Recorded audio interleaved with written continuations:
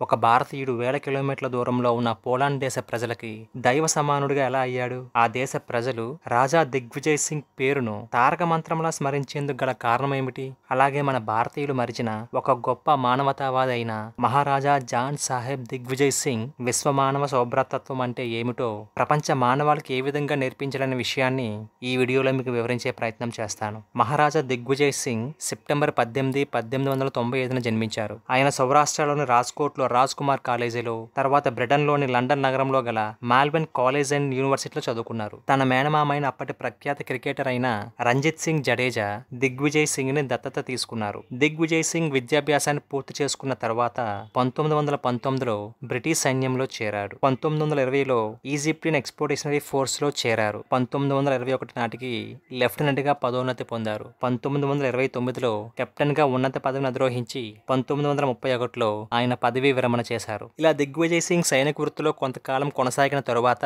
తన మేనమామ రంజిత్ సింగ్ మరణించిన తరువాత 1933లో నవాజ్ నగర్ కు మహారాజా జాన్ సాహెబ్ అయ్యారు. తన మేనమామ రంజిత్ సింగ్ మాదిరిగానే ప్రజాసేవలో తన జీవితాన్ని అంకితం చేశాడు. మహారాజా దిగ్విజయ్ సింగ్ 1937-38 సంవత్సరంలో ఇండియన్ క్రికెట్ బోర్డు అధ్యక్షులుగా కూడా పనిచేశారు. అంతేకాకుండా అనేక క్రీడా క్లబ్బుల్లో కూడా ఆయన సభ్యుడిగా కొనసాగాడు. ఎన్నో ప్రజా కార్యక్రమాలలో తన వంతు కృషి చేస్తూ బ్రిటిష్ పాలనలో పలు ఉన్నత పదవులు అలంకరించారు. ఇదిలా ఉండగా రెండవ ప్రపంచ యుద్ధం జరగడానికి కొన్ని సంవత్సరాలకు ముందు యుఎస్ఎస్ఆర్ ఈశాన్య ప్రాంతం అలాగే సైబీరియా ప్రాంతాలలోని మారుమూల గ్రామాలలో యుఎస్ఎస్ఆర్ సైన్యం ఆధ్వర్యంలో ఉన్న కార్మిక శిబిరాలలో పనిచేయడానికి భారీ సంఖ్యలో పోలాండ్ ప్రజలను అక్కడికి తీసుకుని వెళ్లారు. 1941లో సోవియట్ యూనియన్పై జర్మనీ దేశం దాడులు జరిపిన ఒక సంవత్సరం కాలం తరువాత అక్కడ పనిచేయడానికి వచ్చి చిక్కుకున్న పోలాండ్ ప్రజలలో చాలా మటుకు చిన్నపిల్లలు, ఆడవాళ్లకు సోవియట్ యూనియన్ వారికి ఆ ప్రాంతం నుంచి విముక్తి కల్పించింది.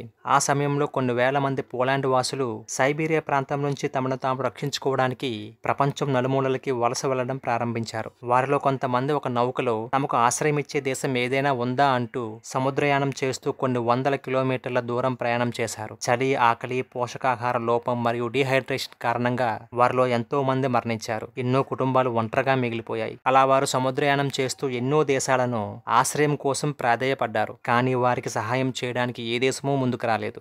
అందరి నిరాకరణను పొంది చివరికి భారతదేశంలోని బొంబాయి వాడరేవుకు చేరుకున్నారు. అక్కడ ఉన్న బ్రిటిష్ గవర్నర్ కూడా వారికి ఆశ్రయం ఇవ్వడానికి నిరాకరించాడు. దాంతో వారు తిరుగు ప్రయాణం అవ్వడానికి సిద్ధమవుతున్న సమయంలో కొంతమంది అధికారుల ద్వారా పోలాండ్ శరణార్థులు సహాయం కోసం మన దేశానికి వచ్చారని, వాళ్ళలో చాలా మంది చిన్నపిల్లలు, మహిళలు ఉన్నారని, కొంతమంది అనారోగ్యంతో బాధపడుతున్నారనే విషయం తెలుసుకున్న మహారాజా దిగ్విజయ్ సింగ్ వారికి సహాయం చేయాలని నిర్ణయించుకున్నాడు. పోలాండ్ శరణార్థులను అనుమతించాలని బ్రిటిష్ ప్రభుత్వం పైన ఒత్తిడి తెచ్చేందుకు ప్రయత్నించారు రాజా దిగ్విజయ్ సింగ్. కానీ వాళ్ళు అందుకు నిరాకరించడంతో రాజా దిగ్విజయ్ సింగ్ ఏలుబడిలో ఉన్న రోసి వాడరేవులో వారిని దిగమని పోలాండ్ శరణార్థులకు ఒక కబురు పంపారు. ఆ విధంగా భారతదేశంలోని లిటిల్ పోలాండ్ కథ ప్రారంభమైంది. 1941లో గుజరాత్ చేరుకున్న పోలాండ్ శరణార్థులకు రాజా దిగ్విజయ్ సింగ్ జామ్ నగర్ లోని బాలక్చడి అనే గ్రామంలో శిబిరాలు, బస, ఆహార వసతులతో పాటు పాఠశాలలు, వైద్య సదుపాయాలు కూడా ఏర్పాటు చేశాడు. కేవలం బాలక్చడి ప్రాంతంలో మాత్రమే కాకుండా కొల్హాపూర్లోని బలివాడి, ముంబైలోని బాంద్రా వంటి ప్రాంతాల్లో కూడా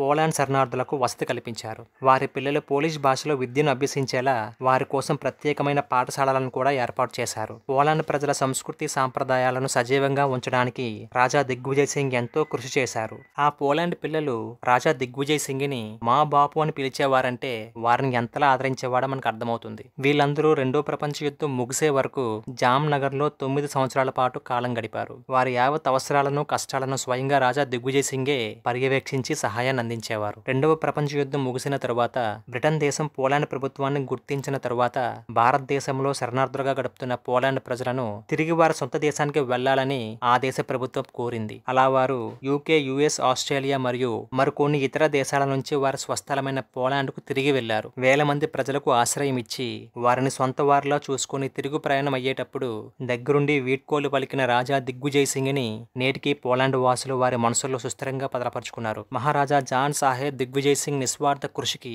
పోలాండ్ ప్రభుత్వం ఆ దేశ అత్యున్నత గౌరవ పురస్కారమైన రాష్ట్రపతి పథకాన్ని ప్రకటించి గౌరవించారు. అంతేకాకుండా ఆయనపై కలిగిన కృతజ్ఞతాభావంతో రాజధాని వర్సాలో మహారాజా పేరు మీద విద్యాలయాలను కూడా నిర్మించారు. వారి రోడ్లకు కూడా మహారాజా పేరును పెట్టుకోవడం చనిపోవడం జరిగింది. రెండవ ప్రపంచ యుద్ధం జరుగుతున్నప్పుడు భారతదేశంలో స్వాతంత్రోద్యమ సంగ్రామం ఉధృతంగా జరుగుతున్నప్పటికీ ఆ సమయంలో భారతదేశం తీవ్రమైన కరువు కాటకాలతో కొట్టుమిట్టాడుతున్నప్పటికీ మన దేశానికి శరణు కోరి వచ్చిన విదేశీ ప్రజలను అతిథి దేవోభవ అనే వేదోక్తిని ప్రామాణికంగా తీసుకొని వారిని సంరక్షించి వారికి ఎటువంటి కష్టం రాకుండా చూసుకున్నారు రాజా దిగ్విజయ్ సింగ్. పోలాండ్ శరణార్థుల కోసం పాటియాలా, బరోడా వంటి పాలకులతో పాటు టాటా వంటి అనేక వ్యాపార సంస్థలు కూడా రాజా దిగ్విజయ్ సింగ్ కి అండగా నిలబడ్డారు. ఆనాడు మన దేశానికి శరణార్థులుగా వచ్చి సురక్షితంగా తిరిగి వారి దేశానికి చేరుకున్న పిల్లలలో ఒకడు అనంతర కాలంలో పోలాండ్ దేశానికి ప్రెసిడెంట్ కూడా అయ్యాడు. పోలాండ్ వాసులకు భారతీయులన్నా భారతదేశమన్నా అమితమైన గౌరవం. పోలాండ్ ప్రజల కష్టకాలంలో ఉన్నప్పుడు మానవతాన్ని చాటి చెప్పి వారికి రక్షణ కల్పించిన రాజా దిగ్విజయ్ సింగ్ యొక్క గొప్పతనాన్ని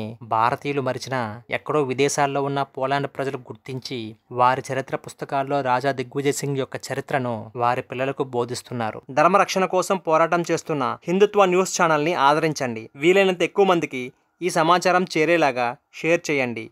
మీ అమూల్యమైన సలహాలను కామెంట్ల రూపంలో తెలియజేయండి. జై హింద్.